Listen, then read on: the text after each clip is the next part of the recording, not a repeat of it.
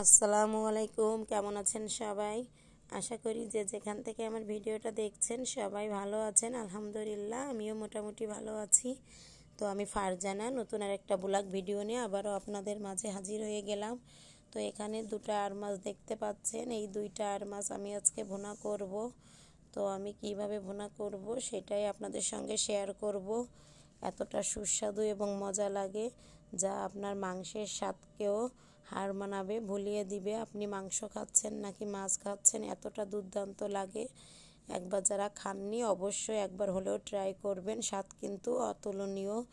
তো এখন আমি মাছগুলা ভালোভাবে কেটে ধুয়ে পরিষ্কার করে লবণ হলুদ মাখিয়ে নিচ্ছি, নিয়ে ভেজে নিব। তো আমার ইউটিউব বন্ধুরা, আপনারা অবশ্যই আমার চ্যানেলটা যারা এখনও সাবস্ক্রাইব করেননি সাবস্ক্রাইব করবেন, আর যারা সাবস্ক্রাইব করেছেন ছোট্ট একটা লাইক দিয়ে ভিডিওটা কন্টিনিউ করবেন।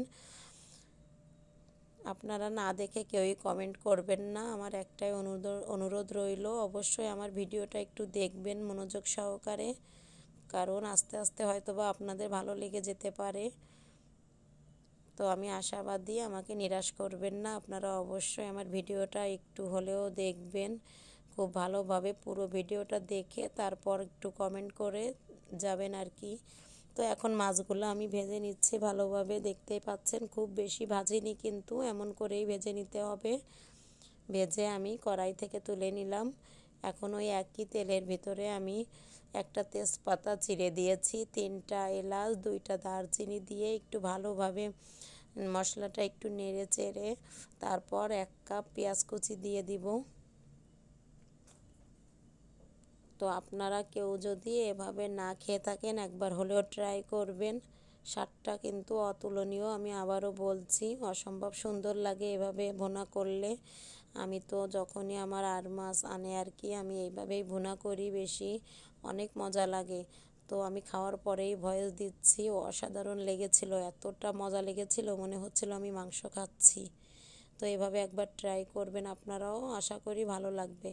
এখন পেঁয়াজটা দেখতেই পেলেন একটু লাল হয়ে এলে আমি 1 চামচ করে বাকি মশলাগুলো দিয়ে দিয়েছি, যেমন রসুন বাটা, জিরা বাটা আর আদা বাটা 1 চামচ করে দিয়েছি, লবণ হলুদ দিয়ে দিলাম।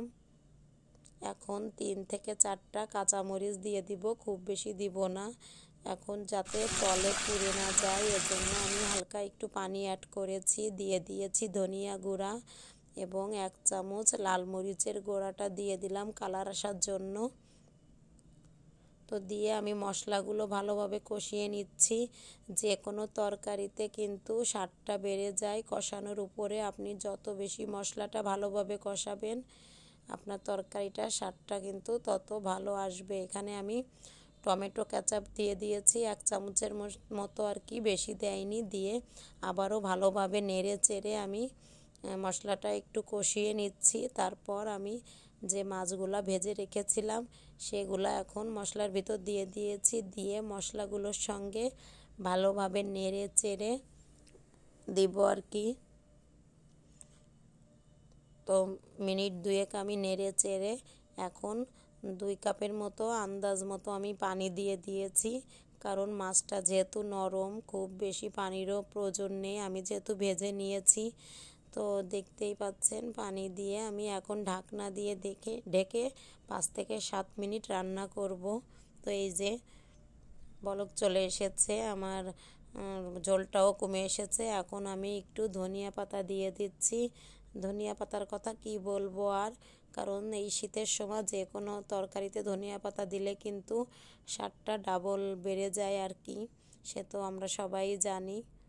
তো এই যে ধনিয়া পাতা দিয়ে দিলাম, এখন ঝোলটা আর একটু কমিয়ে পরে আমি নামিয়ে নিব। তো শেষে একটু গরম মশলার গুঁড়া দিয়ে দিচ্ছি, গরম মশলার গুঁড়াটা দিলে স্বাদটা যেন আরও বেশি দ্বিগুণ হয়ে যায়। তো আপনারা কেউ যদি না দেন এভাবে একবার দিয়ে খেয়ে দেখবেন, অবশ্যই অবশ্যই ভালো লাগবে।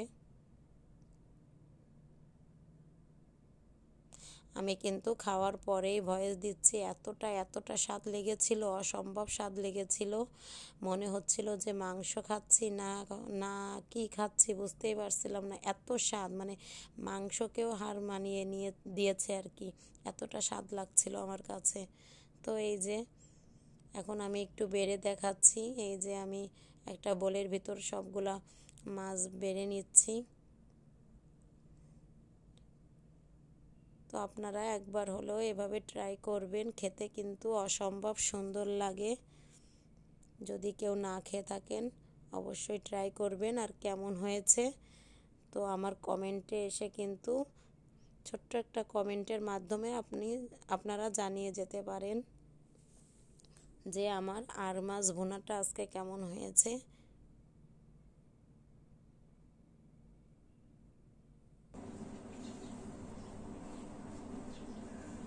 তো এই যে আমার রেডি আর মাছ ভুনা। তো কেউ যদি না খেয়ে থাকেন এভাবে একবার হলেও ট্রাই করতে পারেন। সবাই ভালো থাকবেন, সুস্থ থাকবেন। আল্লাহ হাফেজ।